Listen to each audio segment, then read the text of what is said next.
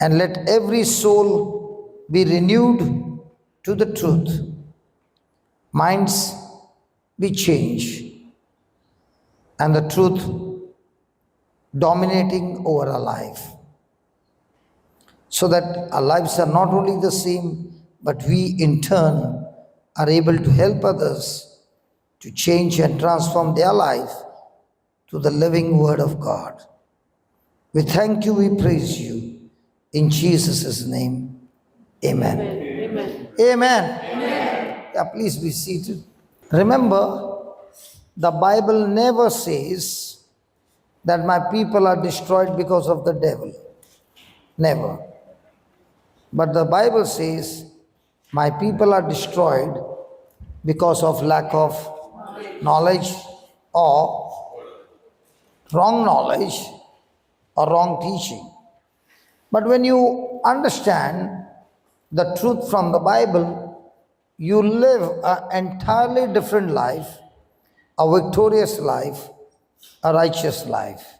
Amen. Amen. Thank you, Jesus. So let's go to Romans chapter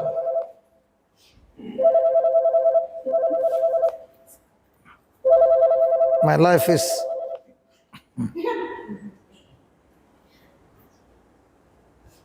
that's my life.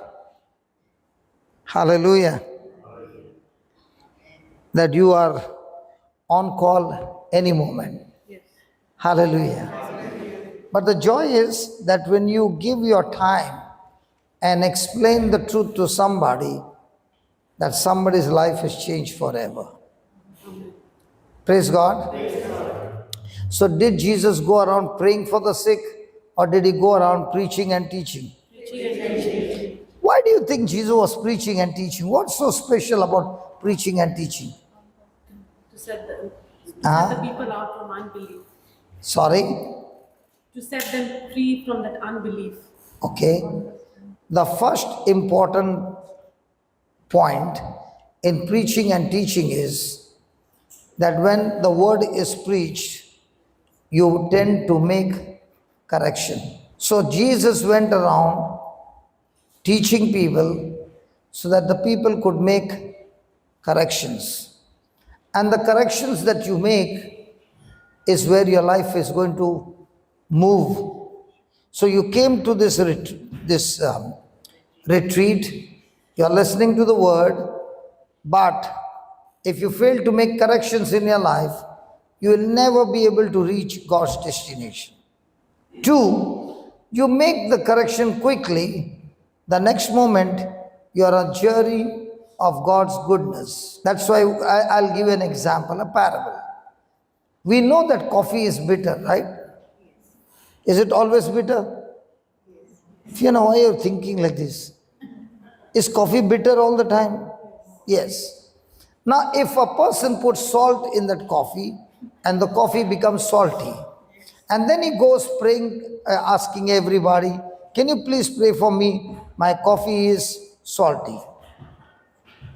You are in the food industry, right? You also, Savio. Now, what would you advise that person? I'll pray for you, or you'll give him some advice. You will tell him to make the correction. Sugar, but sugar also is white in color. I also put dry white in color. Salt. But are they both different? So what if Ashley says, don't worry brother, I'll pray for you. And he's praying for me for 1 year, and I keep coming to him saying, till now it has been salty. So I leave Ashley and I go to Savio. And Savio says, listen my friend, you don't need prayer, you need correction. So he demonstrates to me with I'm not against you. He demonstrates to me by putting sugar and giving me a packet of sugar and says, go home and do this. When I go home and I use that white powder sugar, will my coffee be sweet? Then I will call up Savio and say, thank you for your prayer, brother. It worked. Was it thank you for the prayer, or you made a correction? Correction. That's it. The Bible is meant for us to make correction. And when you make correction and you make a prayer on that correction, you get the strength of God to stay in that correction. That's all. And that's why Jesus said the good soil is where you get 30, 60, and 100. Why did he say 30, 60, and 100? The proportion to which you make correction is the proportion of your harvest. Hallelujah. Thank you, Jesus. So Alliston was teaching on righteousness. And might be you're thinking, what is this righteousness all about? Praise God. Hallelujah. He told you to write some sentence. What did he say? Righteousness. Righteousness is not something I have. Righteousness is not something I have. Righteousness is not the way I act. Righteousness is not the way I act. Righteousness is who I am in Jesus. Righteousness is who I am in Jesus. Now let's study this. Praise God. When Adam and Eve were they created in the likeness and image of God? Were they perfect? Did God create them to die one day? No. He created them immortal, that they would live forever. Praise God. But there was one thing that God told them, that you shall not eat the fruit of this tree. This tree belongs to me. Don't eat it. The day you eat this fruit, you shall surely die. Ashley and Debbie asked me a question. Should I tell them? Yeah. They said if God already knew that Adam and Eve would eat the fruit of the tree, why did he keep that tree in the first place? We wouldn't have gone through all this trouble then. Praise God. Hallelujah. Is that right? Hello. Is that right or wrong? So I said there is a reason why God kept them. Do you want to know? Obedience. Huh? Obedience. For obedience. For obedience. Let me give you a parable. Are you working? Huh? Okay. In office? Wherever. Now, wherever you are working, let's say there are 25 staff members. Are they men and women working there? Yes. And they might be men like me, handsome, strong, good looking, muscular, praise God. Hallelujah. Now, can that lady get attracted to that man? But because she is married, her mind is saying, no way. Possible? In the same way, the husband is going to the office and there are more beautiful girls over there, and those girls can also attract him. Right? Now what is the lady saying? Because I'm married and I love my husband, I will prove my love to him by not getting attracted to any man in this world, because what God has given me is the best of the best. So also the husband is talking to himself about the lady given. Now, do they both have the freedom? Can they abuse the freedom? Yes. In the same way, Adam has to prove his love to God by saying, God, in this garden, you have given me millions and millions of trees bearing fruit. Everything is provided. And this one tree is yours to prove to you that I love you. I will not eat its fruit. That's why Jesus said, those who love me, what? Are the ones who will keep my word, my commandment, my word. Praise God. Hallelujah. So how do you prove that you love God? So how would Adam and Eve prove God that they love God? This tree is telling me, come and eat the fruit, but because I love you, I will not. So Eve ate the fruit first, right? Yes. Was Eve present when God told her not to eat the fruit? No. Only Adam was there, and Adam was the one who told her that God said not to eat the fruit. Praise God. So who ate first? Eve. Gave it to whom? Praise God. So sin came into the world through? To Adam. In Swindon, I'm told that the Goan community is always united. One question and they got divided. Hallelujah. Sin came into the world through a woman and not through came a man, not through a woman. Why? Because she was not given the command. Adam was given the command. Now, look into the picture. Let's say you are Eve and we are Adam. And your wife ate it. And as per God's word, He said, you will surely die. So what must be happening to Adam? Imagine Freddy comes from work and you are already with that fruit. What must be happening to Freddy? My beautiful wife has eaten the fruit. She is going to die. Ek duje ke liye, you know, movie. I love you so much. That's why I will also eat the fruit and die with you. Now the same story is repeated again with another man. His name is Christ, and he is also called the second Adam. And he also has a situation where we are the Eve, we are the bride of Adam, Christ, and every one of us have eaten the fruit. And he is also in the Garden of Gethsemane fighting the battle. And there is a battle where he's saying, Father, please take this cup of suffering away from me, but not my will, yours be done. Now what is that he is asking God? Yeah, he's saying, God, when I hang on the tree, becoming a substitute for my bride, taking the punishment, and not only the punishment, taking sins and sin. Have you heard the word sin? Yeah. Have you heard sins? Yeah. What's the difference between the two? Don't teach me grammar here. What is sin?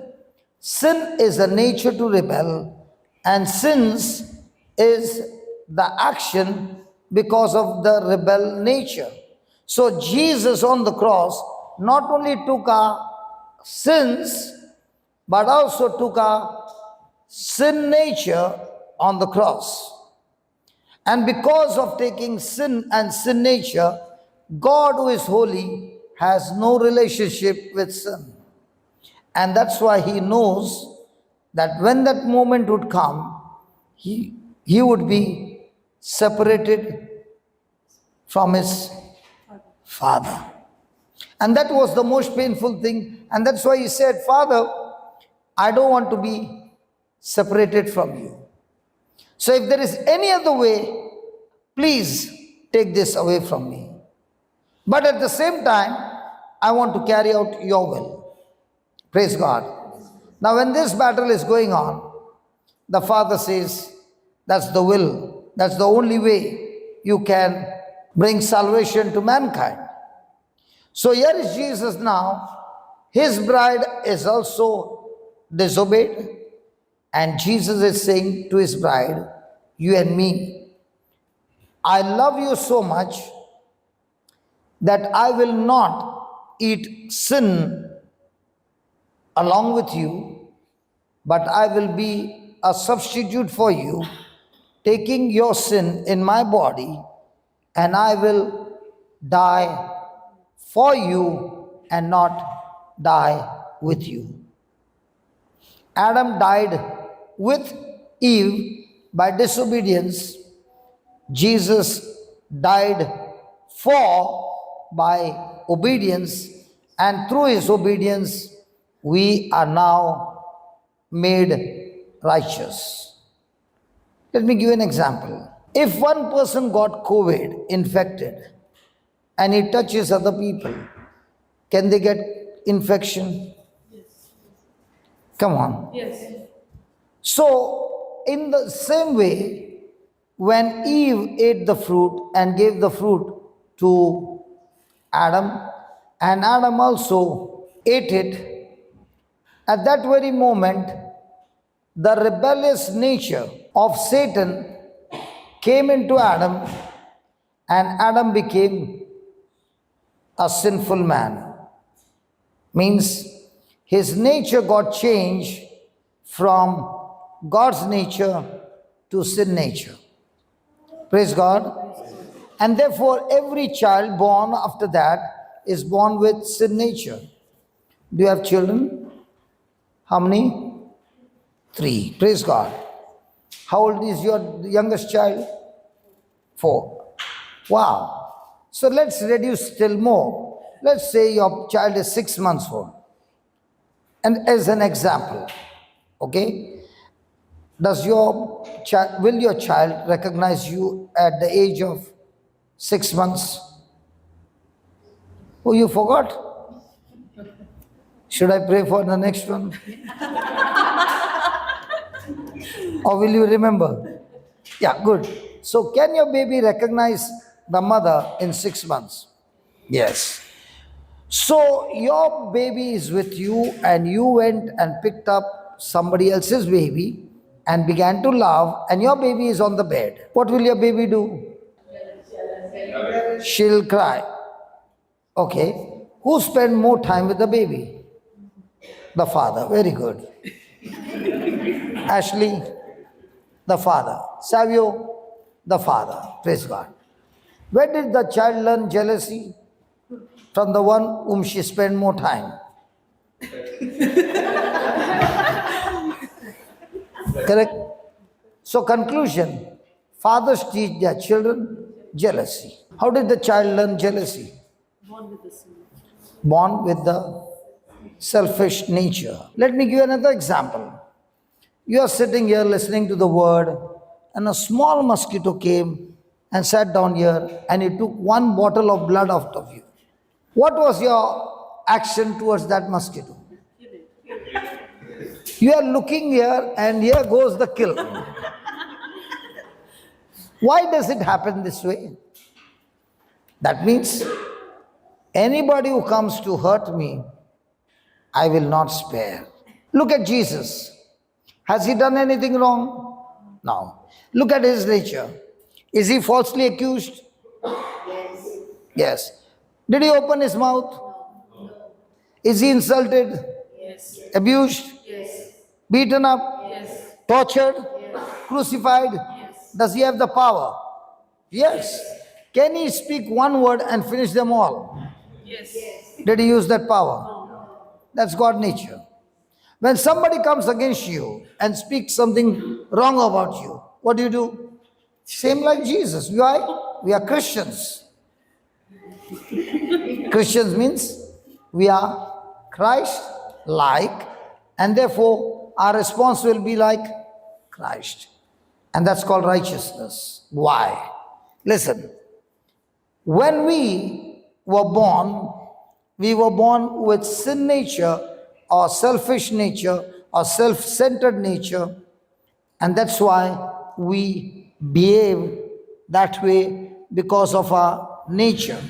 Here in UK, you don't see stray dogs.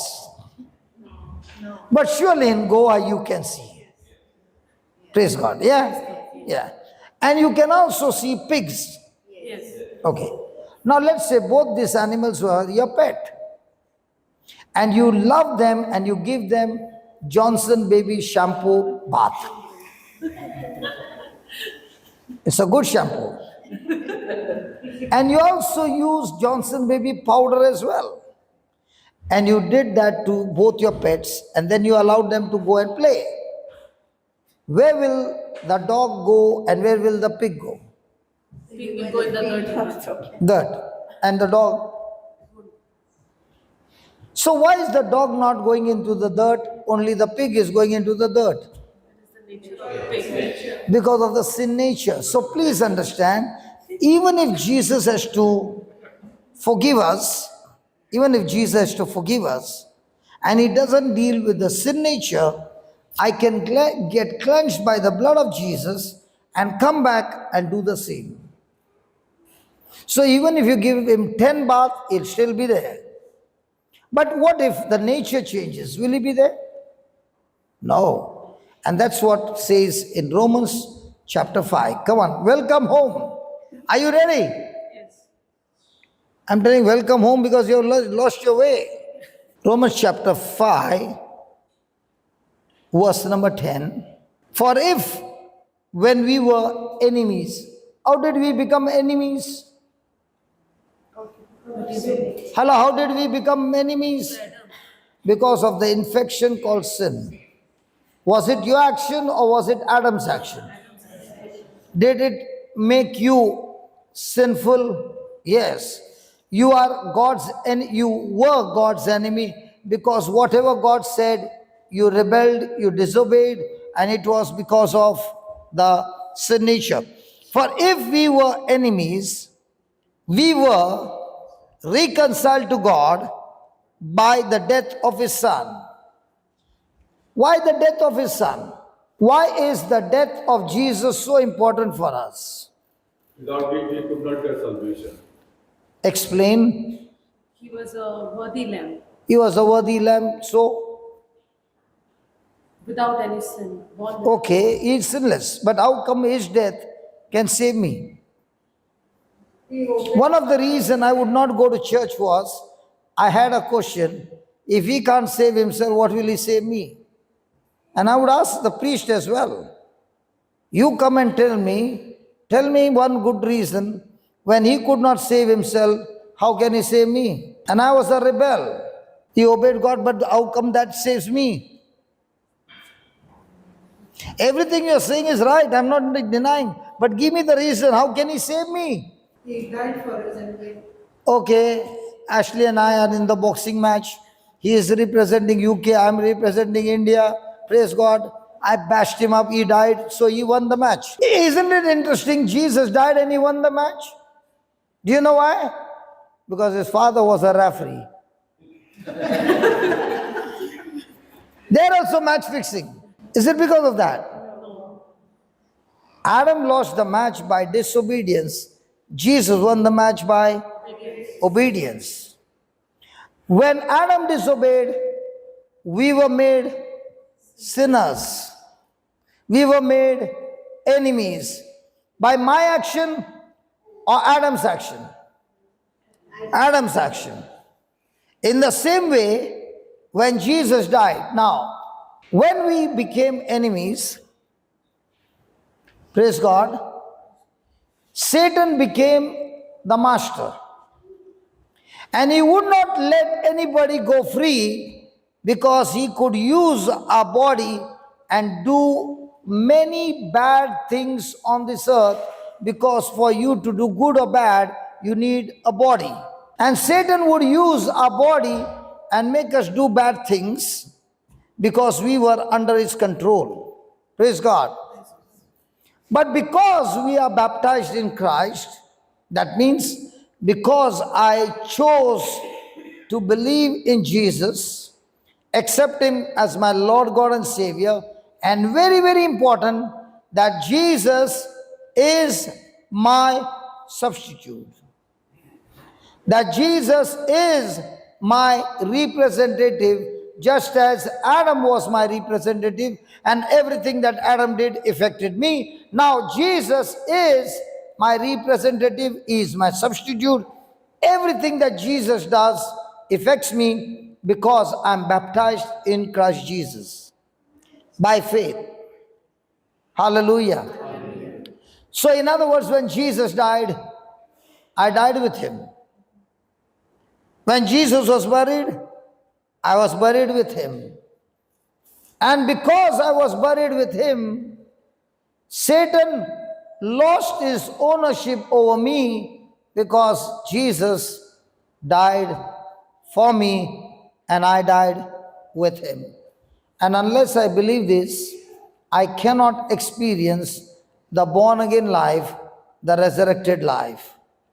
Hallelujah. Thank you, Jesus.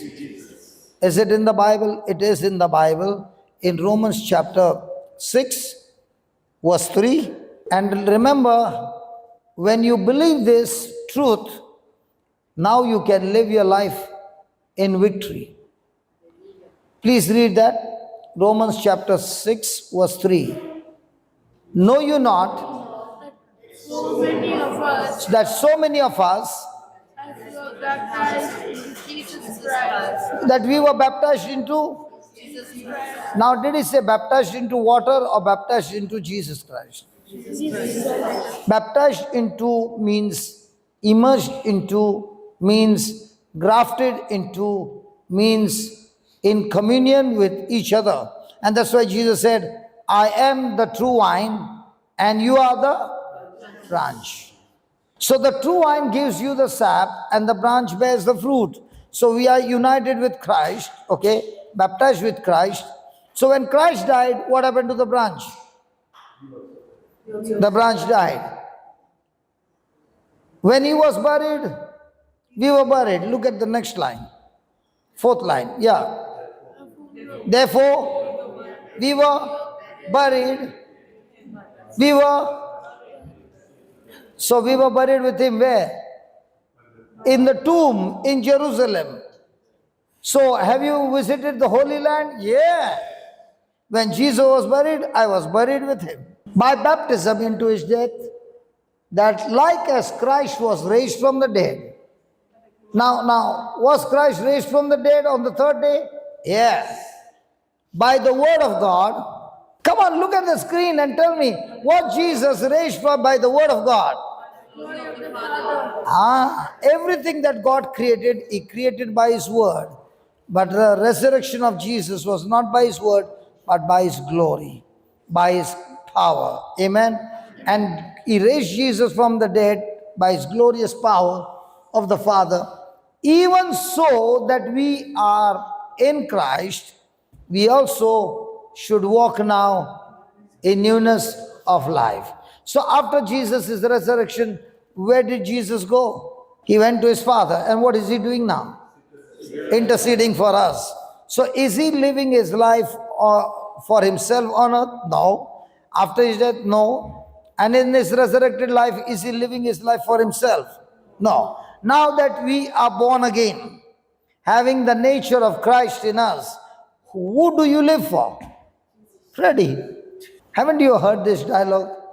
I'm living for my children. Never heard this dialogue? You must ask yourself a question. God gave you a resurrected life, and when you got raised up from the dead, the sin nature in you died with Christ. And now you got a new nature, that is God nature, that is you are made righteousness of God. Let me ask you, has anybody ever used a mobile with two SIM? Oh, it's not yet reached UK. My God, in India we have practically all mobile with two SIM. In UK you are so back, man. Never seen a mobile with two SIM with two operators. Okay, when I find one signal weak, I go to the next one. Praise God, it happens.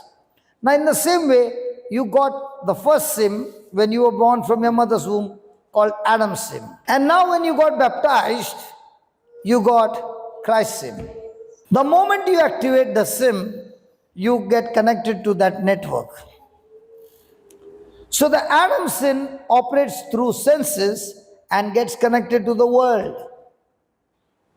And the Christ SIM gets connected to Christ and gets connected to the heavenly kingdom.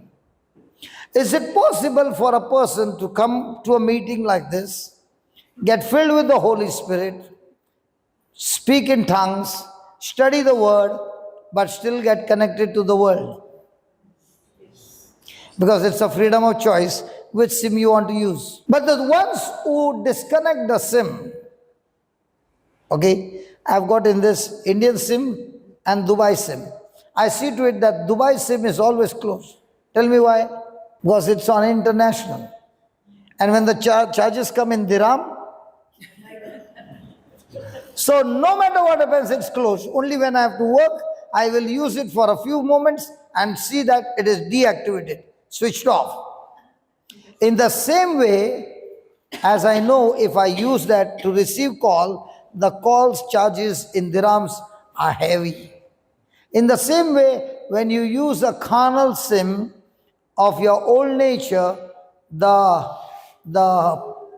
penalty that comes in your life is total self-destruction. So I am a Christian, I've been made righteous. Christ has died for me. He has paid the penalty for me. He has given me the Holy Spirit. He has done everything from His side. But I still have a choice to go back to my old life or live the new life. That's why yesterday we were watching a worship going on, and they stayed with us for 3 months. And we had a worship, and I was watching during the worship amazing video on the YouTube.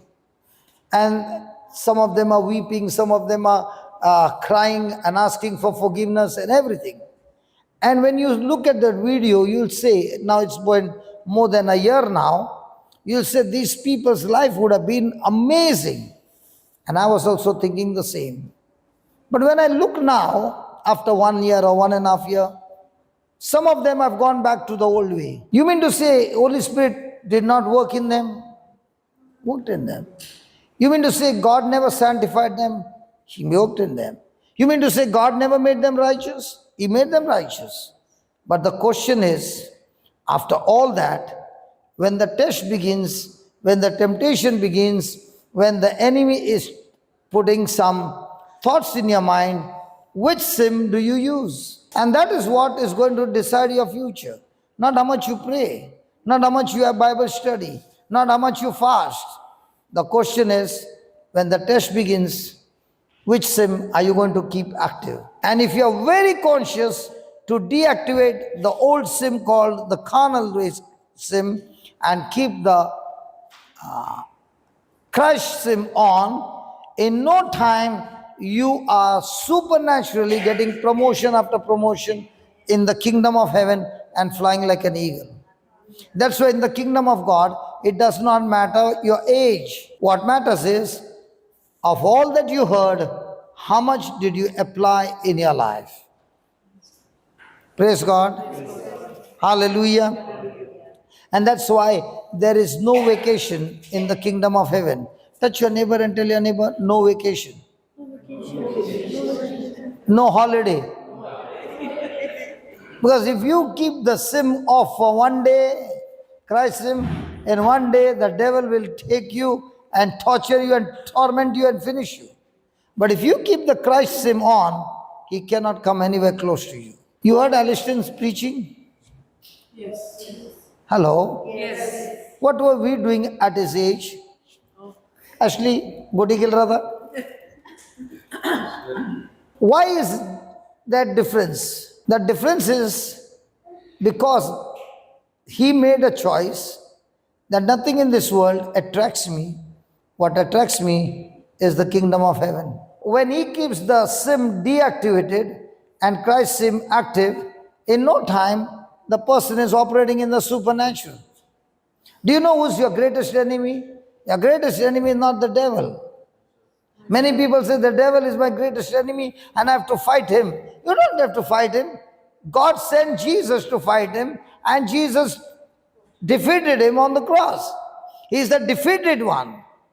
Your fight is against yourself, which is always going to be attracted to the lies of the devil. And your new creation, sim, that is your new spirit, is always interested in the kingdom of heaven. So he says, and now do you understand why Jesus had to die? Hello? Yes. Jesus had to die so that you would die with him and your death would mean the death of your old nature. And Jesus was raised from the dead so that you and I are now experiencing the new life in Christ Jesus. Were we all born from a mother's womb? Yes. And because we were born from a mother's womb, sin nature came into the child, not from the mother, but from the father. All the ladies are saying, first time I heard that, brother, preach on this. But all this time the husband says, you Eve, because of you we are suffering. God had given the command to whom? Adam or Eve? So who disobeyed? So sin nature came from whom? Adam. Now look at Jesus' birth. Was there an Adam? Was there Joseph? No. Was this the sperm of Joseph by which he was born? No. No sperm. But the Word of God and the Spirit of God, and that's why he's born sinless. We are born with sin nature. Praise God. Is that clear? If you got question, please ask me. Because only when you understand the truth, now you begin to realize my sin nature died with Christ and I've got a new SIM, praise God, connected to heaven. The question is, are you going to keep this SIM on day and night that you can get all delivery from heaven to you? Let me tell you, you can't purchase anything. It's all given to you as inheritance. When we were enemies, we were reconciled to God by the death of His Son. Are we reconciled? Yes. Much more, say that, much more.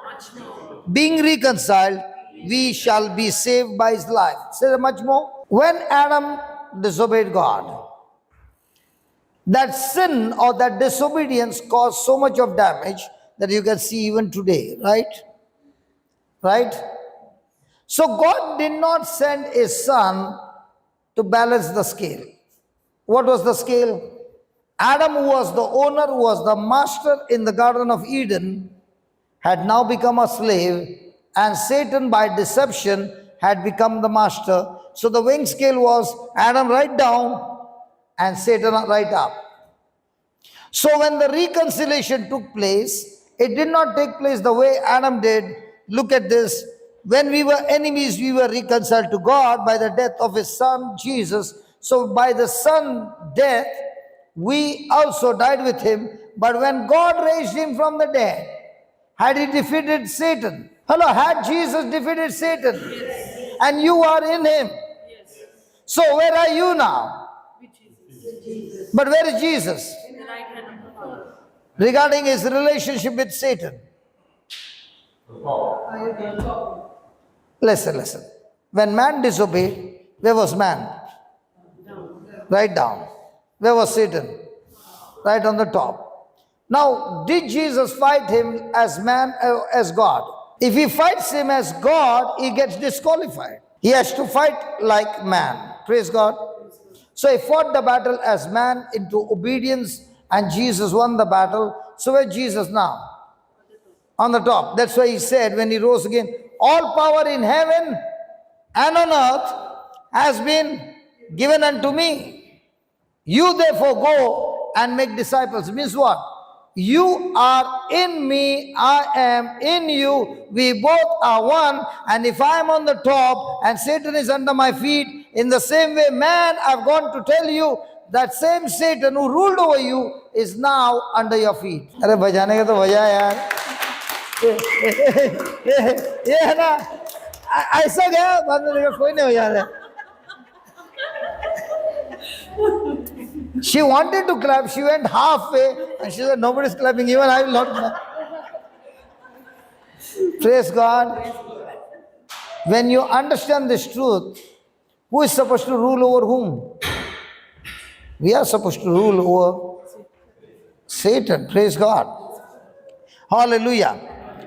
And not only so, but we also joy in God, but we also joy. Say the joy. Say that again, joy. What is joy? Knowing the end result in the beginning. Joy, give somebody a chance, please. What is joy? The joy of the Lord is my, but I don't know what is.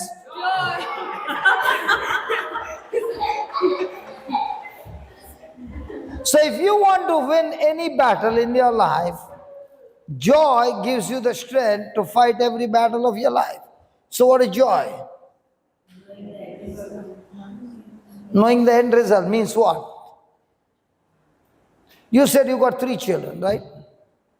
The first time you were not knowing what is pregnancy because you had no experience and you got pregnant. Did you have... No, okay. Did your shape change? Yeah. Were you looking? When you looked into the mirror, did you faint? No, thank God. But as days went by, did you get a lot of uncomfort back? sleeping, and then came labor pain. Was it beautiful?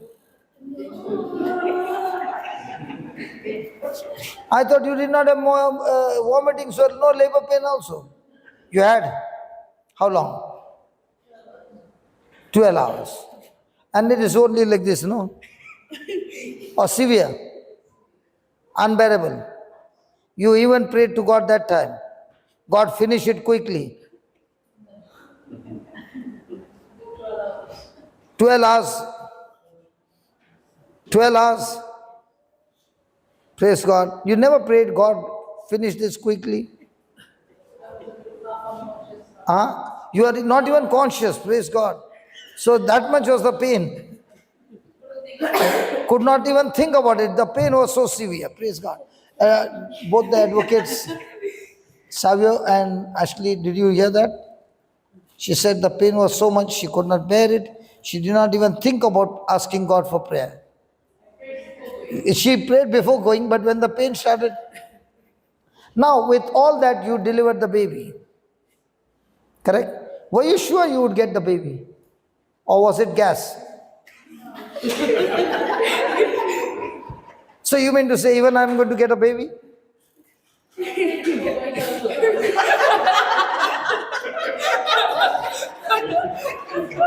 I'm just asking you. I should be sure.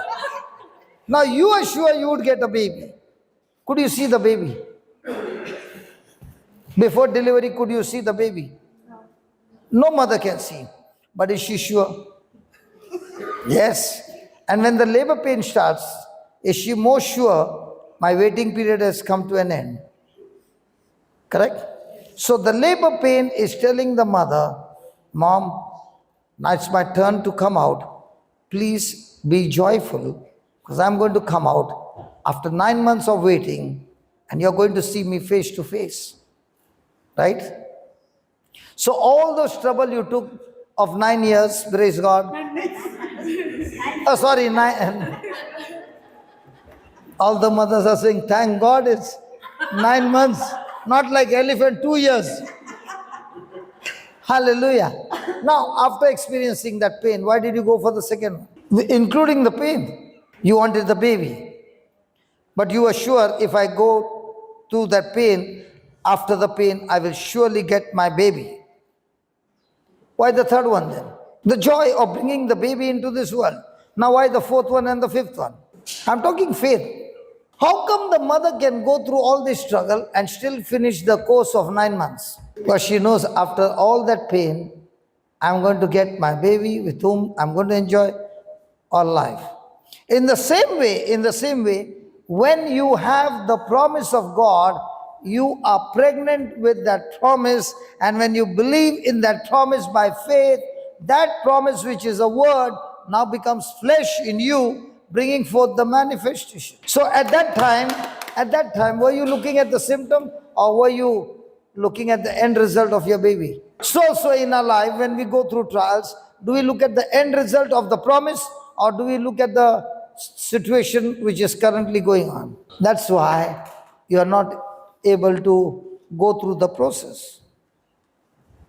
Some of them would have got much more than that labor pain. But are you focused on the labor pain or are you focused on a lady? Don't listen to her. Huh? She's pregnant. Sorry, huh? She's pregnant. And if you keep on saying labor pain, tonight she might have sleepless night. But today we learned in the morning, right? The curse of labor pain is cancelled, right? She did not know. That's why she went through. Did you know that? The curse, Jesus was made a curse so that through that curse, the curse of labor pain is cancelled. Praise God. Hallelujah. I know some of the students who had learned this and they were confessing this, the labor pain has been cancelled, and they kept on saying, and they could feel the baby coming. And the nurses would say, not yet. Why? They did not see any expression. So they began to scream, yeah! They quickly took them into the labor room and delivered the baby normal without labor pain. Praise God. So you also remember this. If you don't get and they are not taking you in, you start screaming, they'll take you in. I'm not telling you a lie. This is what is happening. Praise God. Not only so, but we also joy in God. We also joy in God through our Lord Jesus Christ. Now, my question is, for the wrong things that we have done, will we ever have joy or we will be scared of God? Okay, in school, these are all go and अच्छा लोग है यार. बम्बई वाला कोई है क्या? You are from Bombay? We used to do lot of lafda in school. And when you do lafdas in school, would you get punishment? And that punishment would last for one day. But how much of fear? Imagine the kind of things we did by disobeying God, who is perfect in all his ways, he is holy.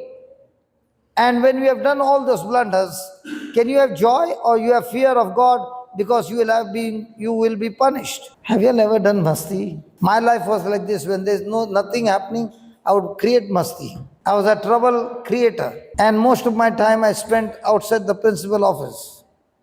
So mom always had appointment with the priest, with the principal. So when I read the scripture, I know what it means to be in trouble. I know what it means to be, taking that beating, caning, and all that.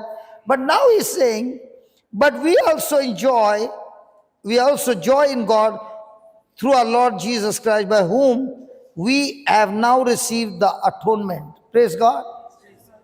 Hallelujah. So if you have made a mistake, will you have joy? You know you will be punished, and the punishment will be severe. But now that we are in Christ, all that punishment has been taken over by Jesus, and the Father looks at you justified, righteous, as if you have never sinned in your life. Let me give you an example for that. You are going by car and you are driving and you are talking to me. I'm in the car with you and you're talking, and you jump the signal. And that man behind is the police officer. He sees you and he comes from behind and stops your car. And he says 1,200 pounds or 6 months imprisonment. Now you don't have 1,200 pounds. So what do? I pay it on your behalf. Policeman, your fine is 1,200 pounds. I'm talking to you. You are a policeman in this parable. So she doesn't have the money, I pay the money. Will you accept the money? Yeah, because you are interested in the fine. Okay. Will you give the receipt or you are like Bombay? Will you give the receipt? Yeah, I must give it. Okay, you will give the receipt to me or to her? To her, because she has done the crime. And I paid. Yeah. Praise God. Now comes this police woman, flying squad, comes after 1 hour and stops her again and says, I got this video. On this video, I can see you have jumped the signal and you have to pay 1,200 pounds or 6 months imprisonment. Now what will she do? Now I'm not in the car. I'm not going to pay again. I'm not in the car. She's alone. What will she do? Show the. That is called the Bible, that Jesus has paid the penalty for everything and he has given you the receipt. Now when you come to God, show him the receipt. The devil cannot accuse you for disobedience because it has been paid, and the judge says paid in full. The hammer goes down, found not guilty. Thank God they clapped their hands, Lord. They understood. Hallelujah. Thank God you understood. That's why you got joy. There is no condemnation for those who are in Christ Jesus. Now, 12th verse. Therefore, as by one woman sin, man or woman? Man. So all the women are saying what? But remember, woman, you came from man. Who had the first C-section? Man. From the man came the woman. Was Adam sad when he was alone? Hello. Was Eve there? No. Was he sad? Come on. So that means all Adam who got Eve, they are happy. Why was Adam sad? Because he was lonely. Why was he sad? Okay, now Eve came. Was he happy? Yes. Why was he happy? He had company. Huh? He had company. Oh, he had company, that's why.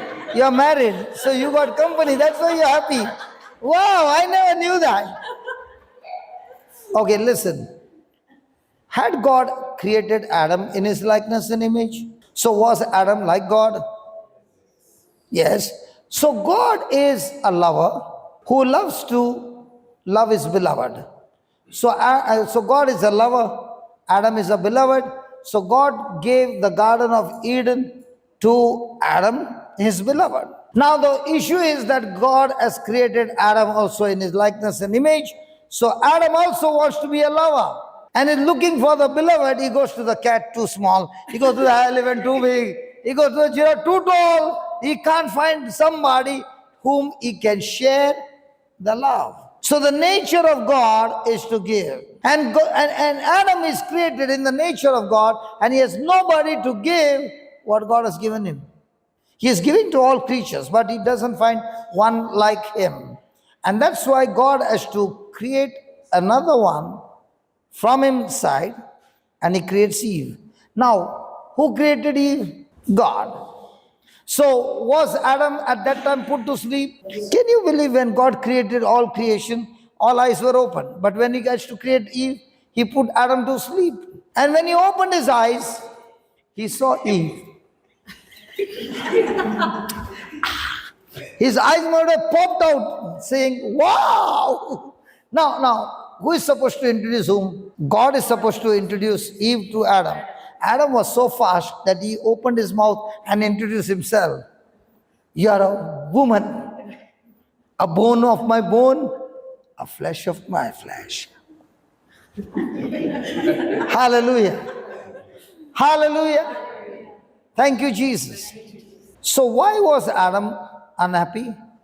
Because he is a lover and he wants beloved to pour his love into the beloved.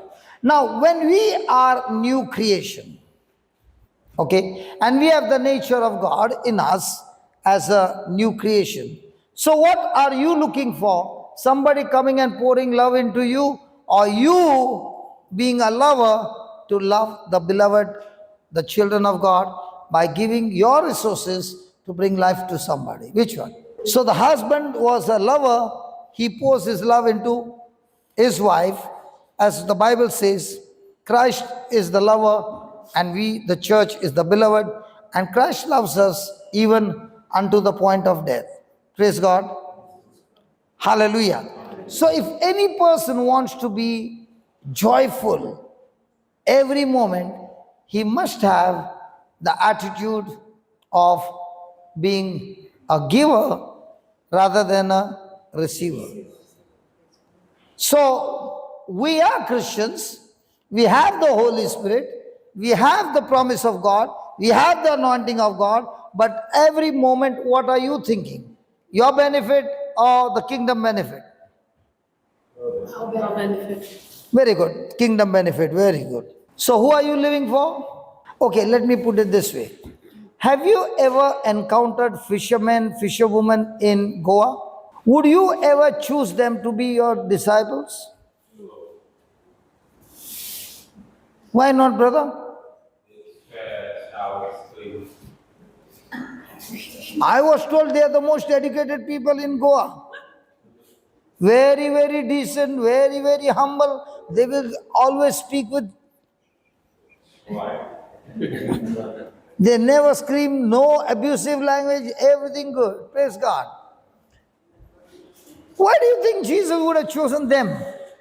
I was thinking, why Jesus, you chose only the fishermen? Why not the educated people? Have you ever encountered a fisherman? They are very polite. No? Well mannered? कभी सटकेगा तो?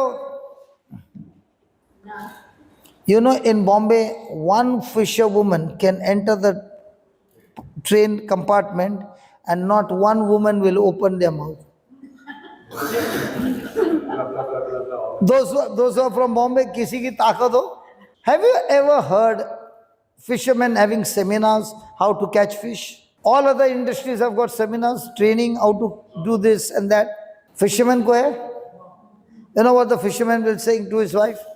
Make the gravy, I'm going in. In olden times, it wasn't there like that, but it might be in modern times, they have some technology to catch the fish. No, even now they don't do that.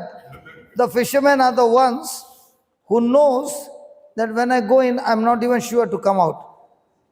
But yet, they go in taking risk to catch the fish and bring it to the market. And then they say 50 rupees. 50 rupees! Arey maine mera jaan lagaya yaar. They are the ones with full guts. If anything goes wrong, do you think they will be back into the show?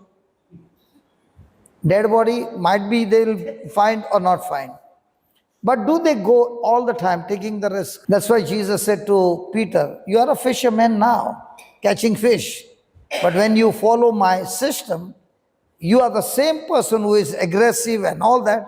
You will change into a man catching fish called human soul. So no matter how much rough we have been in the past, the good news is when you come to Jesus' teaching, he will change you from inside out and you will be a person winning souls in the kingdom of heaven. Hallelujah. Can you touch your neighbor and tell your neighbor he's talking about me?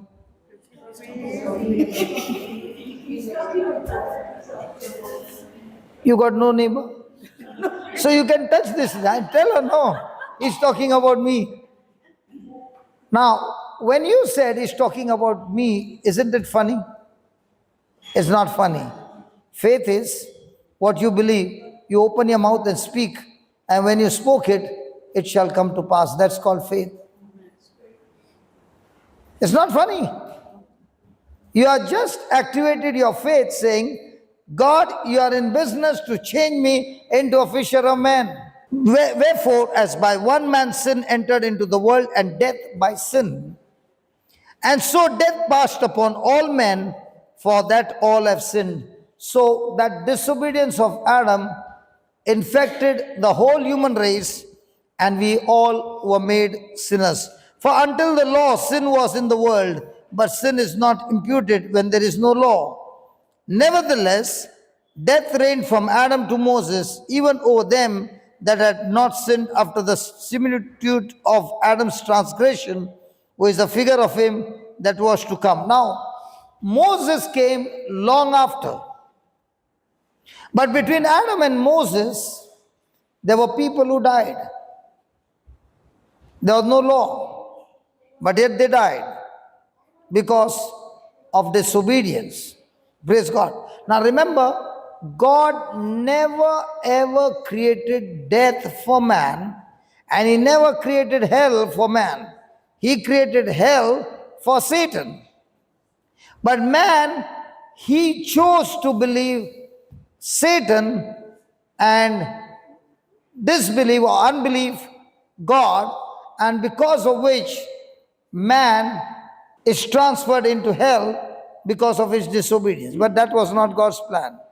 That is what man did by his disobedience. Okay? 15th verse. But not as the offense, so also is the free gift. Say that, free gift. Tell that, Baba. Say that, free gift. Say that again. Say that again. When you go to hell, it's your work of disobedience that you went to hell. Or you'll go to hell. Or you'll go into curse. You'll go into sickness, into disease. All that is not free. You work for it by disobedience, and that's what you get. But now God has made a way for man to escape from that punishment because he loves man. And he says that one disobedience of Adam caused so much of destruction in mankind, but I have sent another man just like Adam and his action. For if through the offense of one man many be dead, much more, say that, much more. Again, much more the grace of God. Means, in other words, if sin has power to destroy all this, what Christ has done for us on the cross is the grace of God, which is much, much more. Praise God. Let me just give you an example. Have you ever heard the word grace before? Where? In school. When you were getting little less marks in Hindi and Marathi, what happened? Marathi was there for you all? In Goa? No, Hindi? Hindi, Konkani you would have been getting good marks. Hindi. So you failed in Hindi for 10 marks. So you had to repeat the class. But what did the teacher do? Gave you extra mark or grace mark? So what is that grace mark? Aliston got 74 and he went to teacher and said, give me 1 mark, I want distinction. And the teacher said, go and sit on your seat. I went to the teacher, I wanted 10 marks to pass and she gave me 10 marks. What must be happening to Aliston? Mom, teacher did not give me 1 mark. And for him, she gave him 10 marks. Mommy will say, that's because he failed. If she doesn't give 10 marks, he cannot qualify. So grace marks are given only to those who have failed. Praise God. Now, have we all failed in our life in obeying God's word?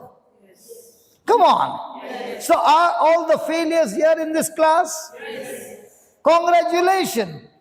You have failed. God has opened a door for you. He gives you grace marks free of cost through Jesus and qualifies you out of hell into the heavenly kingdom. Ha ha! Grace is given only to those who have failed. Ask a question. Have you failed in obeying God's word? Yeah. All these years, what was the devil doing? Condemning you and saying you are a failure. You did this, you did this, you did this, you did this, and therefore you are a failure. And we also said, yeah, I'm a failure, I did that, I deserve to be punished. And you even opened your mouth and said, I deserve this because of what I've done. No, you don't deserve this. You deserve, but Jesus took what you deserved on the cross, and his obedience is what you deserve.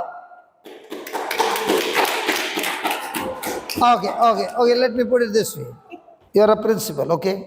And this girl, she has been so naughty that she deserved to be punished. And she is the teacher in the class. And she calls out her name and says, the principal wants to meet you for what you have done. Now she is walking. How do you think she will be walking to the principal office? Don't smile. You will not go like this. 100%. She is smiling. Will she go smiling or will she go in fear? Fear. In the same way, how do you go to God? For the mistakes you have done, how do you go to God?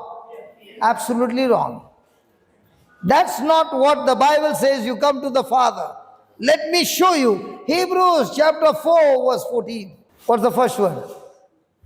Sing. Hey, hold on. Seeing. Can you see Christ? No. I've never seen him in flesh and blood. But by faith, through his word, can you see Christ? Yeah. Seeing, then we have a great, and what's the job of a high priest? To stand in the gap between God and men who have been disobedient, and all of us have been disobedient. So that's why we got a high priest. Now, is this high priest someone on earth, or is he the high priest, the Son of God? Seeing that we have a great high priest that is passed into the heavens, Jesus the Son of God, let us hold fast our profession. Give me some other Bible translation. The word profession, no, not MP. Since we have a great high priest who has passed through the heavens, Jesus, the Son of God, let us hold fast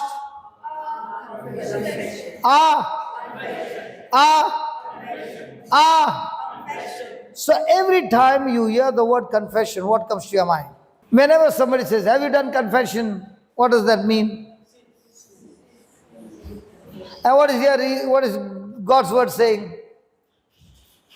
We have a high priest who has gone to the heavens.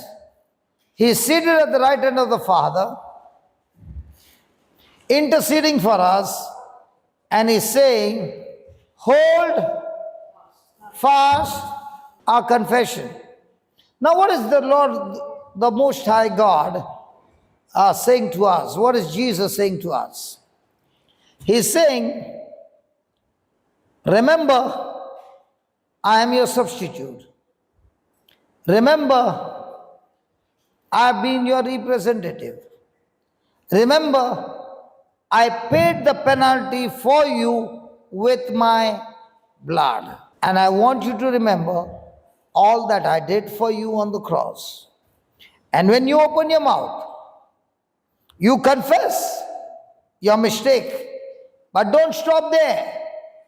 Open your mouth and confess what I have done for you. My question to you is, which one do we confess? Do you only confess your mistakes? Yeah. But then do you confess what Christ has done for you? No. Because you never knew what Christ has done. Neither do you know that you have to confess the promises of God. So he's saying, I want you to hold fast so tight that you never let it go what I've spoken to you in the written word. I want you to take that word and speak it back to heaven with your confession, and the rest I will settle your case. Think about yourself in the court, and the judge will ask you, have you done this crime? Aliston is your advocate. I'm saying, I don't want to hear you. I want to hear from her mouth. Have you committed this crime of disobedience? Yes or no? Yes. Because everything is recorded in the camera. Yes or no? Yes. Can you fight your client now? Can any advocate fight for the client when the client is saying, I agree, I've done this crime? No advocate can fight because she has already agreed that she has done the crime. But I would say, but Jesus has paid. So what is Jesus saying? You agree that you have done the crime, but more than that, now you confess with your mouth what I have done for you. Then I can fight the case for you and get you into victory. Let's take an example. You are sick with ABC. Now the devil can put in your mind, you are sick because you did this, this, and this, because of which the penalty has come on you. That might be right, but that's not complete. I did this, and this, because of which the penalty has come on me, but Jesus took that penalty on himself and paid the price for me, and I'm set free. And the penalty that he took, his body was wounded. And by those wounds, I am. Now, which confession are you holding on? What Jesus did for you, or what you did for Jesus? Or what you did in your life, what you did. Which one? What Jesus did for you. Which confession do you do every day?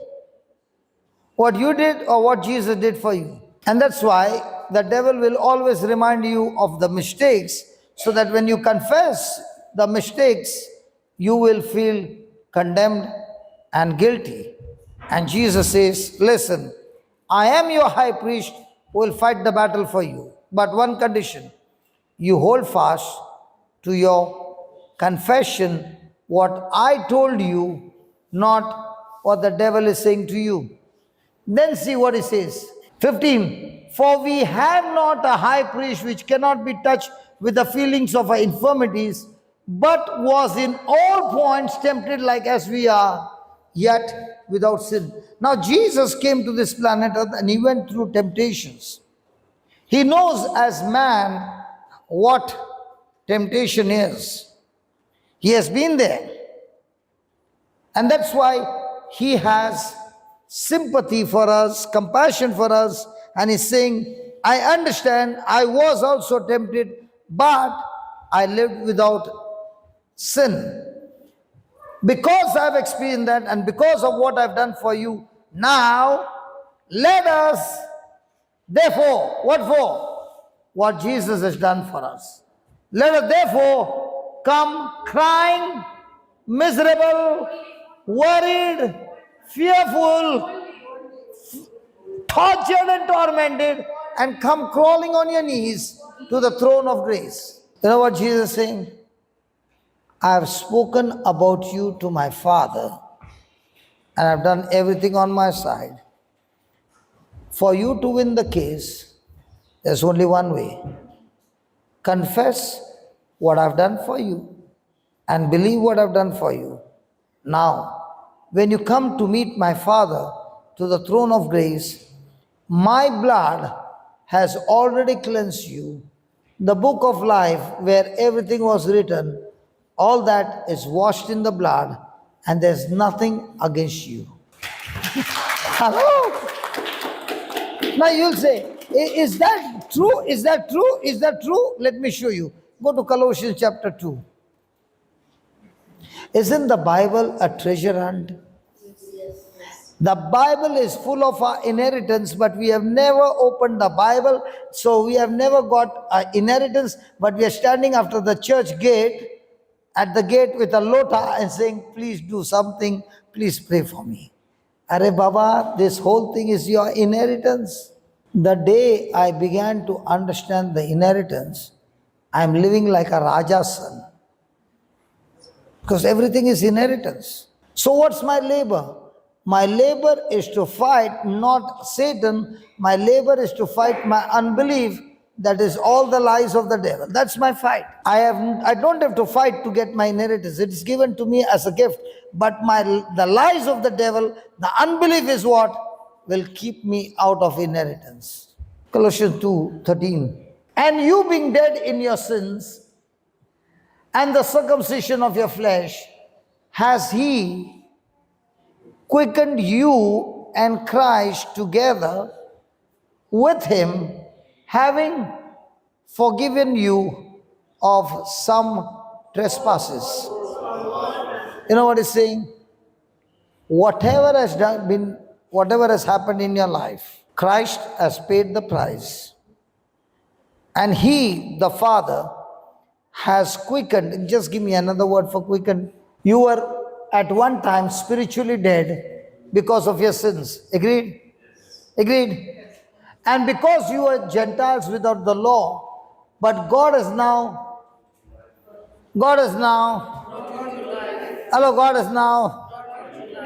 which life? The godly life, the righteous life. How did he do that? With Christ. When Christ died, you died with him. When Christ was buried, you're buried with him. When Christ was raised from the dead, you were also raised with him, but no sin nature, but Christ nature. And when he did this part for you, he also forgave us of some of our sins. So has God forgiven you of your past? Yes. Present? Yes. Hello, present? Yes. Future? Yes. So are you already forgiven? Yes. There was the question of guilt. You know what? You need guts to believe the Bible. And those who believe live the supernatural life. And those who live by emotions all their life, they live in a bondage, even though theirs is the inheritance. Anybody had been on the ship working on the ship? Okay, let's take for example, a man went on a cruise ship on a trip, 10 days cruise ship. Every time there was a lunch time or any time, he would go into his room. Okay? And it was now the final day, everybody is going. So, final day, he went and sat on the table and he asked the person, "Can you give me the menu card?" So, what menu card? "No, I've got only little money, so I want to see what I can purchase." And the person said to him, "You were there on the ship for 10 days. Where did you eat your food?" "No, I brought it from home, tinned, and I would go to my room and eat little. Now the tin is got over, and that's why I have to remove my money and pay." And then that person said, "What do you mean by pay? All those 10 days, whatever you want to eat, everything is paid in full. It was all free." What must be the condition of that person when he realized on the last day that everything was free? Very shock of his life. That's what the shock of life for Christians. Jesus paid the price for all of us. And he declared us not guilty. He has forgiven us of everything. Now the question is, he has done his part. How much do you believe in? Having cancelled, say that cancelled. Say that cancelled. Say that cancelled. Cancelled. Let the devil hear it. Cancelled. Let the devil hear it. Let the hell hear it. Cancelled. Having cancelled out the certificate of debt consisting of legal demands which were in force against us, which were hostile to us, this certificate Jesus has set aside, completely removing by nailing it to the cross. According to the word, when you did a blunder, whatever you do, is it recorded?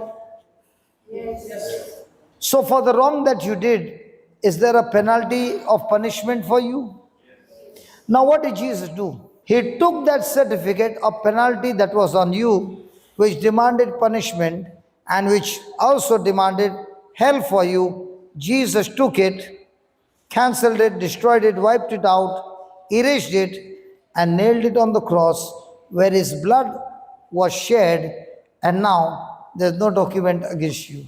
When somebody makes fraud in your life and you're falsely accused, how much of worry you come? And they say this what we find, if you are found guilty, you'll go 10 years into imprisonment. What will happen to you? This certificate is saying in hell for eternity. And this one is not if we are found guilty, we are definitely found guilty for disobedience. Give me some other translation. Having, by cancelling the record of debt that stood against us with his legal demands, Jesus set it aside. Okay, go out, go. This one. He cancelled out, Jesus cancelled out every legal violation which we had on our record, and the old arrest warrant. And what was that arrest warrant? To be sent to hell. And the old arrest or warrant that stood to indict us, he erased it all, our sins, our stained soul. He deleted it all, and they cannot be retrieved. Everything we once were in Adam has been placed onto the cross and nailed there as a public display of cancellation. So is there any record against you? Is this scripture telling you, is there any legal document against you? How many times does the devil beat you up with your old memories, guilt feeling? You may have made a mistake when you were small. I remember when I was in Ireland, this man is about 85.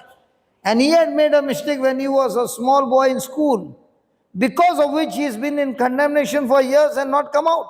Even though I showed him this, he's not ready to believe this. He's in late 80 or 90 and still having condemnation of what he had done in school. Condemnation can keep a person and give him the experience of hell right here. Jesus has finished for you. And he also said on the cross, it is finished. Now the question is, he said it is finished. What are you saying? No, not yet. So has Jesus paid the penalty?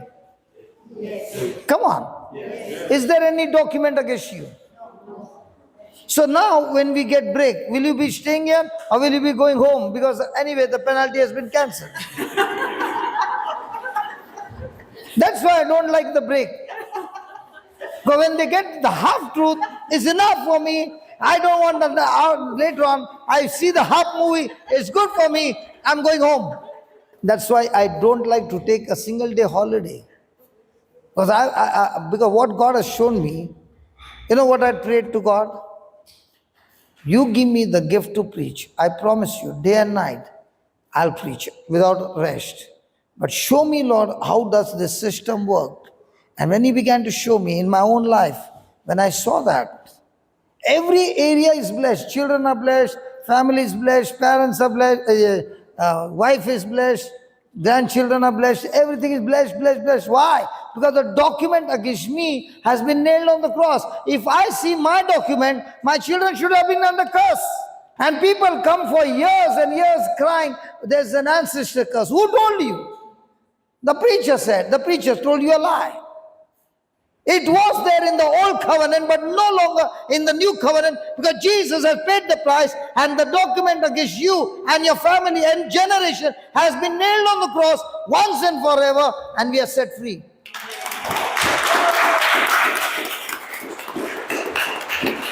You don't need the demons to destroy you. You need a preacher who speaks lies to you. These words have got power. And these words, when twisted, they have power to destroy you. And these words, when you have the truth, they have power to destroy the demonic forces in you. All that Satan did was to give a lie to Adam and Eve. Even today, all that Satan needs to destroy your life, your children, and your family is to give you a lie. And unless I see the document and I look at the document and I find the document, I find the truth, now I can say, hey devil, I've got news to tell you. My past is nailed on the cross and the blood of Jesus has been shed and there's no document against me. But let me tell you, devil, I know my past is nailed on the cross and I know my future, heavenly kingdom. But let me tell you, devil, I know your future. You're going to hell. If he's showing you your past, you show him his future, you're going to hell. Hell with you, devil. I'm the same person who used to be in depression. How come things change? When I came to know my inheritance. And this inheritance to receive, I don't need to sweat. I need to only believe. So I need to spend more time in understanding the truth, and the truth shall set me free. How many people you find will go from place to place, preacher to preacher, everywhere, please keep me in prayer. But they won't want to learn the truth. But when you learn the truth, not only you are set free, you're going around teaching people how to be set free. They are concerned about you more than me. The tea is getting cold and you say there's fire of God in me. Father, thank you and praise you. Lord, we love you and we love everyone, Lord. Thank you so much, Lord. Your word gives us such beautiful revelation, and we thank you. Say this from with your mouth, confess it. Lord Jesus, I thank you for teaching me the truth. I died with you, Jesus. I was buried with you, Jesus. And when God raised you from the dead, by the glory of by His own glory, I too was raised with you. The sin nature in me has been crucified on the cross. I now have the mind of Christ, the righteousness of God, the nature of God in me. I thank you, Lord. Every document that demanded punishment in my life that qualified me to go to hell is destroyed. You have forgiven me You have forgiven me of all my sins. all my sins. And right now, Lord Jesus, Right now, Lord Jesus, you have given me you have given me your free gift your free gift, of life in abundance. life in abundance. I receive it. I receive it. I confess it. I confess it. And thank you for teaching me. Thank you for teaching me. You are my high priest, You are my high priest, seated at the right hand of the Father. seated at the right hand of the Father. And all that you're saying, All that you say, hold fast hold fast to my confession, my confession to what you have written in the Word. in the Word. I thank you, Lord, I thank you, Lord, that all my past that all my past is nailed on the cross, nailed on the cross, my present, my present, my future, my future, all nailed on the cross, all nailed on the cross, and I'm made righteous, and made righteous, a free gift from you. free gift from you. I receive it I receive it by faith, by faith, and I declare and I declare heaven heaven is my eternal home is my eternal in Christ Jesus. Christ Jesus. Amen. Come on, give the Lord a big hand. Hallelujah. Thank you, Jesus.